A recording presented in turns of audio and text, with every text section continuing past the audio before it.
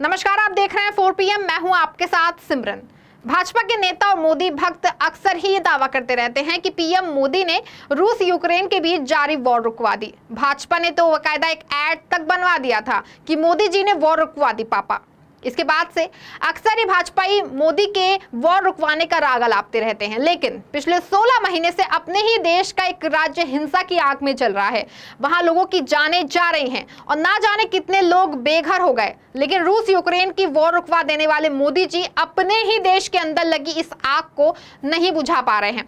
पिछले लगभग 1.5 साल से देश के पूर्वोत्तर का एक राज्य मणिपुर नफरत की आग में जल रहा है, लेकिन देश के प्रधानमंत्री जी को उस देश की सुन लेने तक ही की नहीं पड़ी है। एक और जहां नेता प्रतिपक्ष राहुल गांधी ने 2 बार मणिपुर का दौरा कर चुके हैं और हिंसा प्रभावित लोगों से मुलाकात भी कर चुके हैं, लेकिन देश के प्रधानमंत्री को एक भी बार मणिपुर जाने का टाइम ही नहीं मिल पाया है। जबकि इस दौरान मोदी जी चुनाव के वक्त देश के अन्य राज्यों में तो खूब ही गए, साथ ही इस बीच मोदी जी ने कई देशों की यात्रा की। मतलब मोदी जी के पास विदेश में जाने का समय है, रूस और यूक्रेन का युद्ध रुकवाने की क्षमताएं हैं, लेकिन अपने ही देश का एक हिस्सा जल रहा है, उस पर ध्यान देना मोदी जी उचित नहीं समझ रहे हैं। अब जब वो तीसरी बार भी देश के प्रधानमंत्री बन गए हैं, उसके बाद भी वो सिंगापुर भ्रमण पर निकल गए, लेकिन मणिपुर पर उनके पास बोलने तक का समय नहीं बचा है। जाना तो बहुत दूर की बात है। यही नहीं, देश का प्रधानमंत्री होने के नाते पीएम मोदी से मणिपुर पर बोलना तक गंवारा नहीं हुआ। जब प्रदेश में अराजकता हद पार कर गई और महिलाओं को निवस्त्र करके घुमाया गया, तो पीएम मोदी ने कुछ सेकंड के लिए मणिपुर पर अपने घड़ियाली आंसू बहा दिए थे। वहीं दूसरी ओर विपक्ष में बैठे राहुल गांधी इस दरमियान 2 बार मणिपुर जा चुके हैं और वहां हिंसा के पीड़ितों से मुलाकात भी की। यही नहीं, राहुल ने देश की संसद में भी मणिपुर के मुद्दे को लगातार उठाया है, लेकिन सरकार व पीएम मोदी पर कोई खास फर्क पड़ ही नहीं रहा है। विपक्ष अक्सर ही पीएम मोदी को मणिपुर मामले को लेकर घेरता रहता है, लेकिन प्रधानमंत्री मणिपुर को इस तरह से इग्नोर करते हैं जैसे उन्होंने बीजेपी के कई दिग्गज नेताओं को किया है, जैसे मणिपुर भारत का हिस्सा है ही नहीं। हाँ, यूक्रेन और रूस की बात होगी तो बेशक पीएम मोदी बात करके वॉर रुकवा देंगे। इसमें दुख की बात तो ये है कि प्रदेश की कानून व्यवस्था पूरी तरह से चौपट हो चुकी है। पिछले 16 महीने से एक राज्य हिंसा की आग में चल रहा है। वहां आए दिन उपद्रव हो रहे हैं, बम गिराए जा रहे हैं, गोलियां बरसाई जा रही हैं, लेकिन राज्य सरकार 16 महीने से सिर्फ हाथ पर हाथ धरे बैठी हुई है। उत्तराखंड और गुजरात जैसे राज्यों में बिन बात के मुख्यमंत्री बदलने वाले भाजपा के गुजराती आला कमान ने मणिपुर के सीएम बीरेन सिंह को फटकार लगाना और नाकामी के चलते उनका इस्तीफा लेने तक मुनासिब नहीं समझा। जिस तरह से केंद्र सरकार और पीएम मोदी मणिपुर को दरकिनार कर रहे हैं, उससे यही लग रहा है कि मोदी जी के लिए मणिपुर भारत का हिस्सा है ही नहीं। उन्हें इस राज्य के जलने से और वहां के लोगों के मरने से कोई फर्क ही नहीं पड़ रहा है। जनता ने लोकसभा चुनाव में भाजपा के प्रति अपनी नाराजगी को दिखाया और मणिपुर में भाजपा को हार का सामना करना पड़ा, लेकिन बीजेपी अभी भी नहीं चेती। अब तो ऐसा लगता है कि मोदी जी को और भी फर्क नहीं पड़ता, क्योंकि मोदी जी तो नई सरकार बनाने के बाद और तीसरी बार सहयोगियों के कंधों के सहारे पीएम की कुर्सी तक पहुंचने के बाद विदेश यात्राओं में फिर से व्यस्त हो गए।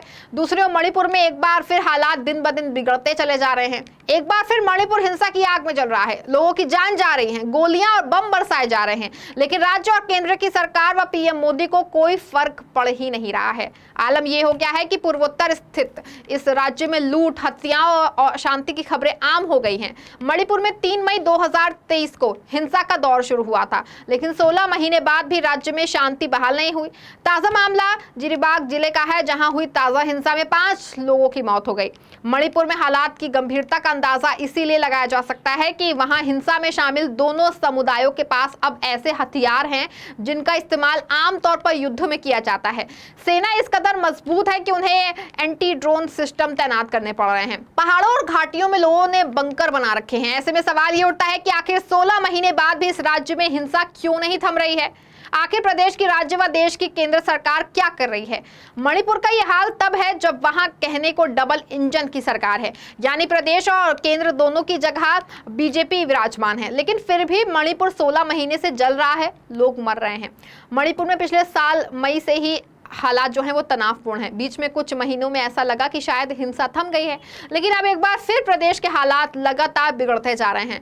अब हवाई बमबारी, आरपीजी और अत्याधुनिक हथियारों के लिए ड्रोन के इस्तेमाल के बाद हालात और ज्यादा खराब हो गए हैं। ताजा हमले के बाद तलाशी में पुलिस को 7.62 मिमी स्नाइपर राइफल, पिस्तौल, improvised long range motors, improvised short range mortar, grenade, hand grenade समेत तमाम आधुनिक हथियार मिले। दूसरी ओर हालात जो हैं बिगड़ते जा रहे हैं, उनको देखते हुए मणिपुर अखंडता पर समन्वय समिति ने एक कड़ा अल्टीमेटम जारी किया है, जिसमें कि मणिपुर में चल रहे संकट को हल करने के लिए भारतीय सशस्त्र बलों से तत्काल और निर्णायक कार्रवाई की मांग की गई है। समिति ने स्थिति से निपटने के लिए बलों को 5 दिन की समय सीमा तय की है, जिसमें चेतावनी दी गई है कि कार्रवाई न करने पर लोगों को अपनी आबादी की सुरक्षा के लिए कठोर कदम उठाने पड़ेंगे। समिति ने स्थिति से निपटने के लिए केंद्रीय बलों के तरीके, खासकर कुकी उग्रवादी समूहों से निपटने के उनके तरीकों पर गहरा असंतोष व्यक्त किया है।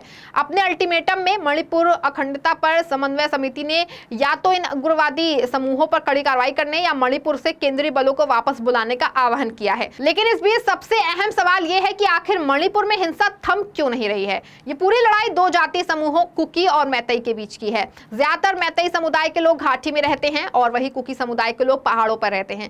हिंसा के बाद तो इन दोनों समुदायों का एक दूसरे के स्थानों पर जाना बिल्कुल बंद सा है। यही अलगाव हिंसा ना थमने का एक बड़ा कारण भी है। दोनों ही अलग अलग लोकेशन होने के चलते पूरा इलाका एक सरहद में बदल गया है। रिपोर्ट के अनुसार दोनों ने अपने लिए सेफ बंकर बना रखे हैं। भारी मात्रा में हथियार दोनों के पास ही मौजूद हैं, जिससे कि जब मौका मिलता है तब वो एक दूसरे पर हमला कर देते हैं और फिर जो है वो बंकर में छिप जाते हैं। घाटी और पहाड़ी होने के चलते उन्हें रोक पाना भी बहुत मुश्किल है। राज्य सरकार भी लगातार सवाल उठा रही है। सवाल इसलिए भी उठ रहे हैं कि हिंसा में जिस तरह के आधुनिक हथियार इन दोनों समुदायों की ओर इस्तेमाल किए जा रहे हैं, आखिर वो हथियार प्रदेश में इन तक पहुंच कैसे रहे हैं। जब पिछले साल से भी ज्यादा वक्त से राज्य में हिंसा की आग भड़क रही है और हालात सामान्य नहीं बने हुए हैं, तो फिर राज्य सरकार इतनी लापरवाह कैसे हो सकती है। कैसे ये हथियार राज्य में लोगों के पास तक पहुंच रहे हैं। जिन हथियारों का हिंसा में इस्तेमाल हो रहा है वो आमतौर पर युद्ध में इस्तेमाल किए जाने वाले या फिर जवानों द्वारा इस्तेमाल किए जाते हैं। अवैध हथियारों की सप्लाई के भी आरोप लगाए जा रहे हैं। ऐसे में आखिर प्रदेश के सीएम बीरेंद्र सिंह चिंता जताने के अलावा कुछ करते क्यों नहीं। राज्य में हथियारों की सप्लाई हो रही है, वो भी तब जब 1 साल से ज्यादा वक्त से राज्य हिंसा में जल रहा है, फिर भी सरकार हथियारों की सप्लाई क्यों नहीं रोक पा रही है। हिंसा को रोकने के लिए मणिपुर में सैनिकों, अर्धसैनिकों और पुलिस बल की तैनाती हजारों की संख्या में है, लेकिन वो भी इस हिंसा को रोकने में बेबस दिख रहे हैं। इसका कारण आपसी समन्वय की कमी कहा जा रहा है। पिछले दिनों देखा गया था कि लोगों ने भी जवानों की तैनाती पर नाराजगी जाहिर की थी, वहीं राज्य की पुलिस भी खेमे में बटी नजर आ रही है। इस पूरे मामले में सीएम एन बीरेंद्र सिंह की भूमिका पर भी लगातार सवाल उठ रहे हैं, जो कि उठने भी चाहिए। आखिर सीएम खुद क्यों नहीं उतरकर लोगों से बात कर रहे हैं, वो कोई कठोर कदम क्यों नहीं उठा रहे हैं। आखिर राज्य सरकार क्या कर रही है। मणिपुर के मुख्यमंत्री एन बीरेंद्र सिंह जहां एक और विपक्ष के निशाने पर हैं, वहीं उन पर पक्षपात के आरोप भी लग रहे हैं। ये आरोप इसलिए भी लग रहे हैं क्योंकि मुख्यमंत्री एन बीरेंद्र सिंह मैतेई समुदाय से आते हैं। मैतेई सियासी रूप से भी मणिपुर में प्रभावशाली है। ऐसे में आरोप लग रहे हैं कि सीएम बीरेंद्र सिंह मैतेई समुदाय के लोगों के प्रति सॉफ्ट कॉर्नर रखते हैं। पिछले दिनों हिंसा में कई बीजेपी नेताओं की भी निशाना बनाया गया था। ताजा हिंसा मामले में भी सीएम बीरेंद्र सिंह पर आरोप लगे। कहा गया है कि उनका कथित ऑडियो लीक होने के बाद हिंसा भड़की है। इस कथित वायरल ऑडियो में सीएम बीरेंद्र सिंह की हिंसा में संलिप्तता की बात थी। एक मुख्यमंत्री को अपने समुदाय की नहीं बल्कि अपने प्रदेश की फिक्र करनी चाहिए और वहां शांति बहाल करने के प्रयास करने चाहिए। लेकिन प्रदेश की भाजपा सरकार और सीएम बीरेंद्र सिंह इसमें पूरी तरह से फेल हो गए हैं। पिछले साल 3 मई को मैतेई समुदाय के अनुसूचित जनजाति दर्जे की मांग के विरोध में पहाड़ी जिलों में आयोजित आदिवासी एकजुटता मार्च के बाद भड़की जाती हिंसा के बाद से मणिपुर में अब तक 200 से अधिक लोग मारे जा चुके हैं। मणिपुर की आबादी में मैतेई लोगों की संख्या लगभग 53% है। वे ज्यादातर इंफॉल घाटी में रहते हैं, जबकि आदिवासी जिनमें नागा और कुकी शामिल हैं 40% है और मुख्य रूप से पहाड़ी जिलों में रहते हैं। बता दें कि इस हिंसा के चलते हजारों की संख्या में लोग राहत शिविरों में रहने को मजबूर हैं। कई लोग जो है बेघर हो गए हैं। सवाल है कि आखिर देश की व राज्य की भाजपा सरकार मणिपुर को लेकर कब गंभीरता से सोचेगी। क्या मणिपुर यूं ही चलता रहेगा? क्या देश के प्रधानमंत्री नरेंद्र मोदी सिर्फ दूसरे देशों के ही वॉर रुकवाएंगे, दूसरे देशों में ही घूमते फिरते रहेंगे, वहीं के विश्व गुरु बन जाएंगे और अपना देश जलता छोड़ देंगे? देश का एक हिस्सा पिछले 16 महीनों से जल रहा है और हम खुद के विश्व गुरु बनने का दावा कर रहे हैं। क्या ऐसे बनेंगे विश्व गुरु? क्या मणिपुर हमारे देश का हिस्सा नहीं है? या फिर पीएम मोदी के लिए रूस यूक्रेन जरूरी है लेकिन मणिपुर नहीं? इन सब सवालों के जवाब चाहता है मणिपुर, चाहता है पूरा देश। क्या मणिपुर मोदी जी के लिए जरूरी नहीं है, या फिर मणिपुर को मोदी जी भारत का हिस्सा ही नहीं मानते हैं? पूछता है भारत। इस खबर में फिलहाल बस इतना ही। ऐसी तमाम राजनीतिक खबरों के लिए बने रहें और जुड़े रहें 4PM के साथ। धन्यवाद।